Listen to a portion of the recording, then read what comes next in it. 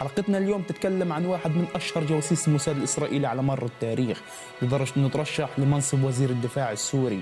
كان حافظ للقرآن الكريم، وعاش في فلسطين، وعاش في حلب في سوريا، وعاش في القاهرة في مصر، وعاش في سويسرا، وعاش في الأرجنتين. بيتكلم 4 لغات: اللغة العبرية واللغة العربية واللغة الفرنسية واللغة الأسبانية.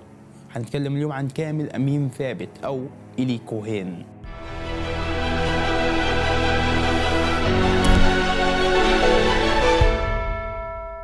قبل ما تكمل الحلقة بتمنى منك تنزل تحت وتضغط زر الاشتراك. قصتنا بتبدأ من سنة 1920 لما احتلت فرنسا سوريا، وهاجر السوريين لبعض الدول العربية، ومن ضمن الناس اللي هاجروا رجل اسمه شاول كوهين. واضح كده من اسمه انه رجل يهودي انتقل للعيش في مدينة القاهرة في دولة مصر العربية. فترتها كان وضع اليهود في مصر عال العال، لأنه الإنجليز كانوا محتلين مصر. المهم شاول كوهين هذا كان عايش في مدينة القاهرة، تزوج وخلف ولد وسماه الياهو كوهين. زي ما انت اسمك محمد وبندلعك حمودة، كان اسمه الياهو وبدلعوه إيلي كوهين، وهذا الاسم اللي انشهر فيه. مرت السنوات حتى وصل إيلي كوهين لسن 20 سنة. المهم هذا الطفل درس وكبر وتعلم في مدارس اليهود حتى تأثرت فيه اليهودية، وفي سنة 1942 تخرج من المدرسة ودخل الجامعة، وقدر انه يتقن 3 لغات، وهي اللغة العبرية واللغة العربية واللغة الفرنسية. بعد 2 من مدرسته بالجامعة انتهت الحرب العالمية الثانية. هذه الحرب اللي أحرق فيها هتلر اليهود وحجمهم. طبعا في الحرب العالمية الثانية هتلر انهزم. بعد الحرب بدأت الحركات الصهيونية تشتغل في العالم، وخصوصا منظمة الشباب الصهيوني واللي كان مقرهم في الإسكندرية في مصر. إيلي كوهين كان يدرس في جامعة القاهرة، وفترتها قرر إيلي كوهين إنه يترك الجامعة ويتوجه للإسكندرية، وبالتحديد لمقر منظمة الشباب الصهيوني وينضم لهم. كانت وظيفة هذه المنظمة إنها ترسل الأسر اليهودية لفلسطين، خصوصا بعد هزيمة العرب في حرب 48 قدام الصهاينة، وصاروا أغلب اليهود العرب يتوجهوا لفلسطين. بما إنه إيلي كوهين صار من المنظمة، صار يشجع المصريين اليهود انهم يهاجروا لفلسطين. بوقتها ما كانوا يقدروا يهاجروا الا بوثيقه سفر. وثيقه السفر هذه كان مكتوب فيها وثيقه سفر بلا عوده، يعني اللي بده يهاجر لفلسطين ممنوع يرجع. عائله إيلي كوهين واجهت نفس مصير اليهود، سحبوا حالهم وهاجروا لفلسطين باستثناء إيلي كوهين. وطبعا القرار هذا ما كان من راسه، كان هذا القرار بأمر من جاسوس يهودي كبير اسمه براهام هذا كان جاسوس صهيوني كبير عايش في مصر. اجى على مصر علشان يجند عملاء للكيان الصهيوني. اسمه الحقيقي جون ديرلينج. بدأ يشتغل على تأسيس شبكة مخابرات إسرائيلية في مصر، وأول إشي بدأ فيه تفجير المنشآت الأمريكية في مصر علشان يخرب العلاقات الأمريكية المصرية. بعد هذه العملية تمكنت السلطات المصرية أنها تمسك شاب يهودي كان ماسك ملتوف وراح يرميه على السفارة الإنجليزية في مصر، وراح معترف على الشلة كلها. وتسمت هذه العملية وانشهرت دوليا بفضيحة لافون بالنسبة لوزير الدفاع الإسرائيلي، واللي كانت العمليات بأوامر منه.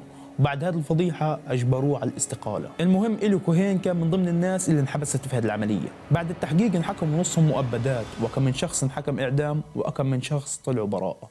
ومن ضمن الناس اللي طلعوا براءة إيلي كوهين قدر يخضع السلطات المصرية ويقنعهم إنه بريء، وطلع منها زي الشعرة من العجينة. وإيلي كوهين ما ضلش في مصر، سحب حاله وهاجر للأراضي المحتلة وعرض خدماته عليهم، ولأنه إسرائيل اعتبرته كرت محروق ما اعطتوش وجه. رجع إيلي كوهين لمصر، لكن المخابرات المصرية كانت حاطة عينها عليه ومراقباه فحبسته. وبفترتها صار العدوان الثلاثي على مصر، وبوقتها عرفوا اليهود انه ما لهمش عيش في مصر، فهاجرت باقي الاسر اليهوديه لدوله الاحتلال. وكوهين بمجرد ما طلع من السجن سحب حاله برضه وهاجر لاسرائيل، واشتغل في عده شركات كمحاسب، وبفترتها ما حدش سمع عنه شيء. وبعد فتره ظهر مره اخرى للساحه كمترجم في وزاره الدفاع الاسرائيليه، لكن طفح الكل معاه، حس انه كل تضحياته راحت على الفاضي، حتى دوره كان مهمش في وزارة الدفاع، فقدم استقالته من وزارة الدفاع الإسرائيلية وراح اتجوز واحدة يهودية من أصل عراقي اسمها نادية. استقرت حياته. بهديك الفترة كان في شوية مشاكل ومناوشات بين إسرائيل وبين سوريا. كانت إسرائيل محتاجة شوية معلومات عسكرية عن سوريا زي المطارات وزي المواقع العسكرية والتحصينات، فكانوا محتاجين لجاسوس يبعتوه لسوريا.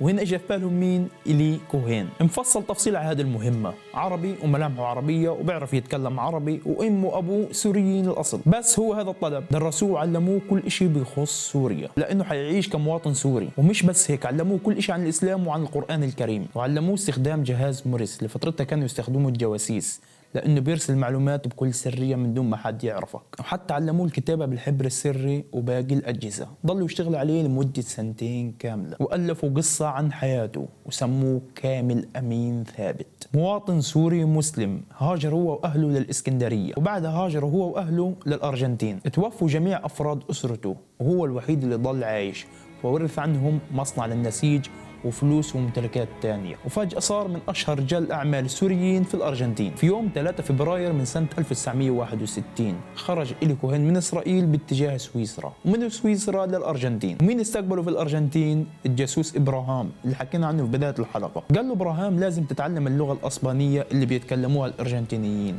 علشان ما تنكشف قصتك، علشان يصدقوا فعلا إنك أنت كنت عايش في الأرجنتين. وفعلا اتعلم اللغة الأسبانية بإتقان. بعد أن نزل لسوريا وبدأت المهمة. أول ما نزل سوريا واستقر، أول إشي عمله كان يعزم الدبلوماسيين السوريين والقادة على الغداء بشكل دائم لتحسين علاقته فيهم. فتح محل تحف كنشاط تجاري، كان يصور المواقع المهمة في سوريا ويبعتها داخل التحف لأوروبا، وفي أوروبا هناك يرسلوها لدولة الاحتلال. بس المعلومات المستعجلة والطارئة كان يرسلها من خلال جهاز موريس، كان يبعت رسالتين كل أسبوع. وخلال عدة شهور قدر إلي كوهين إنه يكون سلسلة علاقات كبيرة تتضمن قيادات في الجيش وقيادات في حزب البعث السوري. كان يزورهم في مكاتبهم وفي بيوتهم ويسمع الأسرار، كانوا يعتبروه واحد منهم وفيهم. كانوا يحكوا عن الطيارات العسكرية والتحصينات والخطط والتكتيكات اللي عملها سوريا لإسرائيل قدامه. كان يبعث لإسرائيل معلومات عن تحركات الضباط السوريين والقادة. مرة واحد من الضباط السوريين أخذ بجولة داخل المواقع العسكرية السورية،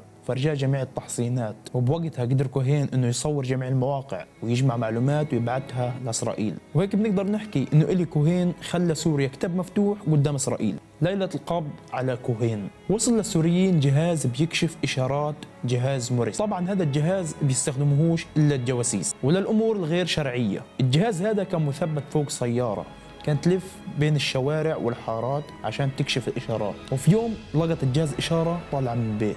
البيت هذا كان بيت مين؟ كان بيت إلي كوهين. في الحال تم القبض على إلي كوهين، تفتيش بيته، وجدوا جميع الأجهزة والأدلة اللي بتثبت أنه جاسوس لدولة الاحتلال. تم إعدام إلي كوهين بساحة المرجع في دمشق قدام كل الناس تاريخ 18 مايو من سنة 1965.